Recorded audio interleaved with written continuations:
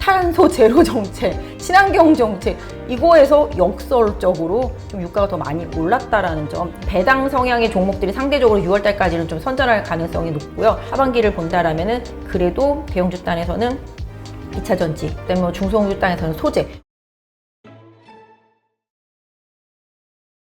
하여튼 오늘 FOMC 회의 새벽에 이제 발표되고 나서 만약에 시장이 잠깐 출렁거린다 하면은 어쨌든 그때는 뭐 대부분 뭐 매수의 기회다 이렇게들 보시는데 부장님은 어떻게 보세요? 저도 매수를 하기는 해야 된다고 보는데요. 종목을 좀 잘 선정을 해야 될 것 같아요. 섹터랑. 지금 네. 이렇게 머릿속에서 잘 사야 되는데 하면서 머릿속에 딱 떠오른 섹터나 종목이 있다면 어떤 거예요? 저는 약간 2차 전지 섹터. 2차 전지? 예, 그거 하고 좀 밀리면 나중에 뭐 5G 같은 것들. 5G. 진짜 뭐 삼성전자가 뭐 영국인가 어디에 뭐 했다면서요? 5G 계약. 그걸 떠나서 이제 5G 종목들은 정말 거의 작년 가을 이후로 그냥 계속 빠졌거든요. 아까 말씀드린 대로 엄청나게 많이 빠지고 대신에 2분기까지는 실적이 안 좋지만 하반기로 갈수록 실적이 좋아질 수 있는 개연성을 가지고 있는 섹터라서 이쪽은 정말로 많이 소외됐었기 때문에 좀 봐야 되고요. 뭐 지금 유가도 지금 72달러잖아요. 그러니까 유가가 계속 올라가는 부분들. 유가가 왜 올라갔을까요? 유가요? 일단 경기가 좋아지고 있다. 뭐 지금 다 소비자 물가 지수 좋아지니까 그 어떤 수요에 대한 기대감 이런 거 아닐까요? 유가라는 게 기대감만 가지고 올라갈 수가 있나요? 실질적인 수요? 실질적인 수요. 투기적 수요? 뭘 원하는 건데? 네. 기본적으로 네. 뭐든지 수요와 공급의 법칙이잖아요. 그렇죠. 수요가 분명히 늘기는 하겠지만 네. 늘 것에 대한 기대감이 있겠지만 공급 부분이 따라가지를 못하고 있는 부분들, 이게 바이든 시대의 친환경적인. 그렇죠. 잘 생각해 보세요. 철강이 왜 올랐어요? 철강석 가격이 오르니까. 왜 올랐어요? 수요가 늘어서. 수요가 왜 늘었어요? 수요가? 수요가 왜 늘었냐면 이게요, 경기 회복 과정에서 그렇죠. 당연히 수요가 늘죠. 근데 가격도 많이 늘고, 그다음에 중국에서 보면 사재기도 좀 있었고, 근데 가장 시발점은 뭐였냐면은 탄소 배출을 줄이자라는 데서 일단은 시작이 됐잖아요. 그러다 보니까 항상 매연이라든지 미세먼지 이런 거의 원인으로 지목되던 이제 중소 이제 그런 철강 업체들을 중국에서 엄청나게 단속을 하기 시작한 거예요. 그러니까 걔네들이 싹 다 이제 없어졌을 거 아니겠어요? 그렇죠. 공급이 줄었을 거 아니겠어요? 그러니까 필요한 사람들이 또 사재기를 했을 거 아니겠어요? 수요가 일정 부분 늘어나기 시작했는데 부족하잖아요? 가격이 오르기 시작한 거랑 똑같죠? 유가도 보시면 예전에 이제 유가가 너무 많이 빠졌었잖아요? 10불이 웬 말이냐 막 그럴 때까지 빠졌었잖아요? 그때 엄청나게 증산하고 막 그랬었잖아요. 너도 나도 막.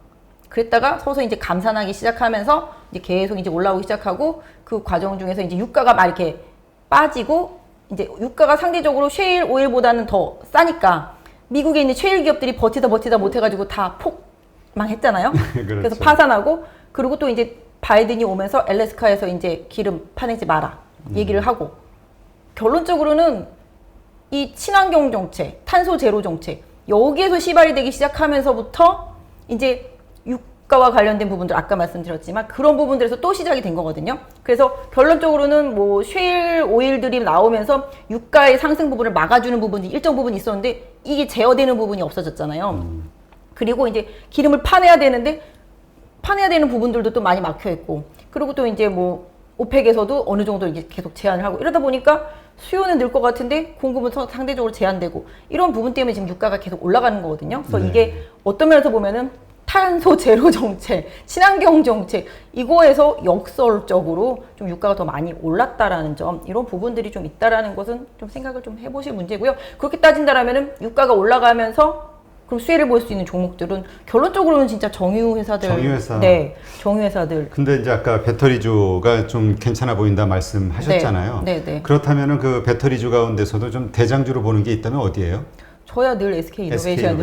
근데 SK 이노베이션이 지금 정유주를 가지고 네, 있잖아요. 맞습니다. 그게 연관이 되는 건가요? 그것도 같이 봐요. 왜냐하면 지금 어저께 나온 레포트, 뭐 제가 말했다 그러면 안 믿고 댓글 이상하게 다실 분들 계실 것 같아서 어저께 나온 레포트를 참고하자면 LG화학에서 이제 LG 에너지 솔루션이 전체 이제 시가총액에서 한 절반 정도, 한 45조 정도를 차지한다 그래요. 근데 SK 이노베이션에서 이제 차지하는 이제 배터리 가치는 지금 상대적으로 엄청나게 저평가돼 있다. 지금 거의 한 뭐 9조, 8조 이 정도밖에 안 되는데 실질적으로는 20조 정도를 가야 된다라고 하죠. 그런데 기본적으로 지금 정유 쪽 예전에 이제 원유 이제 재고 평가에서 손실 많이 봤던 부분들이 이번에 이제 유가가 올라오면서 이제 재고 평가에서는 좀 수익을 보게 되고 그럼 그게 좀 안정화가 되잖아요. 그러면 이제 정유 회사 그 자체로서의 가치와 그다음에 이제 배터리 가치 이런 부분들이 같이 상쇄되면은 일단 SK 이노베이션의 가치가 좀 더 늘어날 것으로 보고 있고요. 그래서 기본적으로 SK 이노베이션은 또 제가 긍정적으로 하나 보는 부분은 SK 이노베이션이 집중적으로 가고 있는 게 미국향이에요. 2차 전지가 지금 중국은 안 돼요.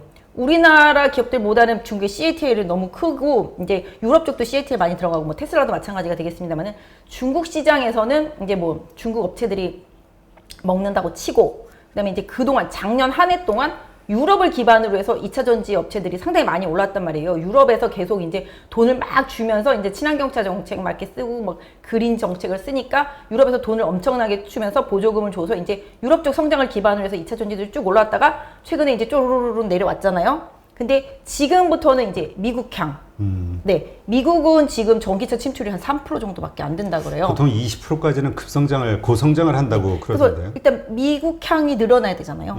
이 미국향을 지금 급속도로 늘리고 있는 업체가 이제 SK 이노베이션이라고 보시면 될 것 같고 또 하나 더 뽑자면 이제 SDI도 이제 슬슬 미국 투자 얘기들이 나오잖아요. 정말 SDI 들고 계신 분들은 아주 정말 뭐 그냥 이렇게 얘기하면 정말 미쳐버릴 것 같이 안 가거든요, 정말. 네, 근데 다들 이제 예전에 이제 2차 전지 애널리스트들이 원탑으로 꼽으면 SDI가 제일 좋아요. 뭐 계속 이런 식으로 꼽았었거든요. 절대 안 갔었거든요. 근데 요새 조금 72, 3만 원대에서 좀 바닥을 잡으면서 72, 3만 원대가 아니죠. 62, 3만 원. 맞죠? 62, 3만 원대죠. 저도 막 헷갈리네요. 네, 아무튼 그래서 자리를 잡으면서 좀 뭔가 좀 방향 전환을 꾀하는 그런 모습들이 나타나서 그 두 종목 정도는 앞으로 좀 봐도 되지 않을까. 유가의 방향성. 그다음 또 유가가 올라가면 항상 이제 건설주. 최근에 삼성 엔지니어링 고점 뚫고 가는 것처럼 약간 그런 정유시설 설비에 대한 수요 이런 부분들이 좀 수혜를 받을 수 있는 그런 특화된 업종들. 그다음 또 유가가 올라가면은 뭐 LNG라든지 이런 오늘 포스코 인터내셔널도 급등을 했을 거예요 아마. 그 포스코는 참 어때요? 지금 나온 거 보니까 실적이 되게 좋아 보이던데. 좋죠. 다 철강 쪽들 좋고 포스코 인터내셔널 같은 경우는 미얀마 그 사태 때문에 못 갔었었는데 오히려 거기에 이제 가스, 천연가스 그런 매장 이런 부분들이 또 다시 대체 에너지 쪽 수요로 해서 올라오듯이 이렇게 유가가 올라오면 그것 때문에 좀 수혜를 받는 종목들을 계속 찾아내기 노력을 많이 하거든요. 그리고 아까도 잠깐 언급드렸지만 반대로 유가랑 아무 상관없는 종목들. 유가가 오르든지 안 오르든지 간에 유가랑 게임주랑 상관이 있어요? 상관이 없죠. 그죠? 유가랑 아까 말씀드린 뭐 카카오랑 상관이 있어요? 없잖아요. 그런 약간 소프트웨어적인 그런 회사들. 제가 봤을 때는 이제 그런 부분들, 그러니까 유가랑 전혀 상관없이 움직일 수 있는 그런 기업들, 소프트웨어적인 부분들에서 뭐 게임도 마찬가지가 되겠고, 저는 뭐 이렇게 보면 이제 삼성 SDS 같은 그런 기업들도 이제 바닥을 좀 치는 느낌? 네, 그 다음에 뭐 바이오 중에서 좀 저평가된 일부 실적 나오는 업체들 이런 것도 유가랑 전혀 상관없기 때문에 시장은 계속 이제 유가가 올라오면 올라올수록 피해주와 수혜주를 좀 분리하면서 그 안에서 또 실적이 나올 수 있는 기업들을 또 선별 작업을 많이 할 거예요. 그런 부분들 좀 유가가 어느 정도 갈지는 모르겠지만 뭐 기사에는 100불 간다고 난리를 쳐놓긴 했는데 그렇게까지 갈까 싶기는 한데 아무튼 뭐 시장은 항상 기대감으로 움직이는 거니까. 알겠습니다. 그 아까 삼성 SDI 미국 진출 이거는 이제 그 삼성 SDI 그 대표가 검토하겠다 지금 네. 이 정도 수준인 거죠? 네. 진출하겠다 공식 발표한 건 네, 아니고. 네. 그리고 SK 이노베이션 지금 요즘 그래도 이제 좀 주가가 좀 올라왔잖아요. 네. 지금 가격이 들어갈 만해요? 또 이거 물릴까봐. 저는 흔들려도 좀씩 계속 항상 말씀드리지만 분할로. 분할 매수하세요. 분할 매수하세요. 근데 흔들 이제 때마다. 분할 매수한다고 할 때 네. 이거를 또 이 기준이 없으니까 네. 주린이들은 또 헷갈려 할 수 있어요. 그냥 오늘 3번, 4번에 사면 되는 거 아니야? 그러면 한 3, 4일에 한 번씩 오늘 사고 내일 사고 모레 사고 이렇게 사면 되는 게 분할 매수 아니야? 분할 매수의 어떤 정확한 스킬? 네. 예, 요 날짜 처음에 간격. 나왔을 때 그런 거 한번 말씀드렸을 것 같아요. 음. 처음에 빠지면 뭐 한 20% 사세요, 30% 사세요, 뭐 50% 사세요 말씀을 드렸지만 지금은 어느 정도 이제 SK이노베이션이 올라온 상태이기 때문에 좀 박스를 그려놓고 최근에 만들어진 지지선, 그 지지선이 이탈되지 않는 상태라고 보시면 좋을 것 같은데 저기 잠깐 그, 볼까요? 예, 차트로 좀 설명을 해주세요. 네. 네. 이거 하도 많이 해가지고 막 그림이 다 그려져 있습니다. 미리 막. 예, 네. 참. 지금 보시면 이거는 뭐 지난번에 급락했을 때 얘기죠. 이제 계속 LG랑 막 소송하고 뭐 난리치고 근데 그게 해결된 이후에 한번 급등을 했었고 다시 또 하락하면서 왔다 갔다 하고 있는데 이게 전체적으로 놓고 본다면 지금 SK이노베이션은 여기 상단에 보시면 아시겠지만 여기 29만 원대 안착을 하면 추세를 좀 강화시킬 가능성이 상당히 높습니다. 왜냐면 지금 이게 네. 한 3번 정도 고점을 트라이 하는 거잖아요. 3번 정도 트라이 하는 상태입니다. 뭐 물론 그걸 좀 확대를 잠깐 그 부분만. 네, 전고점이 그래서 금액이 어느 정도인지. 네네네. 이거 너무 크다. 이 정도 될까요? 예, 좋네. 예. 네. 이때 이 고점이 있기는 합니다만은 기본적으로 32만 7,500원이 그때 찍었을 때였었고요. 최근에 이제 여기 갭이 있다고 그때 말씀드렸었고 이제 하락 과정 중에서 여기 갭이 일정 부분 메워졌죠. 여기 갭이. 그리고 나서 지금 저점이 계속 올라가고 있지 않습니까? 네네. 그러니까 항상 차트를 기술적으로 볼 때 내가 갖고 있는 종목이 고점이 계속 막히는지 그 막히는 과정 속에서 저점이 계속 올라가는지 아니면 막히고 나서 저점이 계속 이탈되는지 상단이 막혀 있는데 저점이 계속 깨지는 종목은 반등할 때마다 당연히 매도를 해야 돼요. 저점이 계속 내려갈 게 확실하기 때문에 반대로 이렇게 상단이 막혀 있지만 저점이 계속 올라가고 있잖아요. 네네. 이 저점이 올라가고 있는 종목들은 최근 내 저점을 기준으로 해서 매수를 하시면 되는 거거든요. 그러니까 내가 산다. 그러면은 보세요.